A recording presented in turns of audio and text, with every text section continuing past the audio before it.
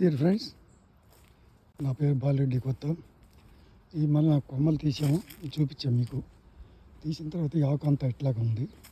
సేద్యం రేపు మరలా చేయాలంటే ఇది అంతా నెట్టుకొస్తుంది. అందుకోసమే చీరంతా ఇట్లాగే ఉండింది. ఇప్పుడు ఉదయాన్నే వచ్చి మామూలుగా ఇవన్నీ అట్లా మొదలు దగ్గర కోలేసేసాను కంప్లీట్గా చీనంతా. ఇప్పుడు ఇప్పుడు ఎట్లా ఇది సేద్యం చేసుకోవచ్చు, ఇబ్బంది ఏమి ఉండదు. చినుకులు వచ్చేటట్టు ఉన్నాయి. చినుకులు పెడితే జనం జల్లేస్తాం. జనంలో అయితే అదే స్ట్రెంగ్త్, వాటికి బ్రహ్మాండంగా ఉంటాయి.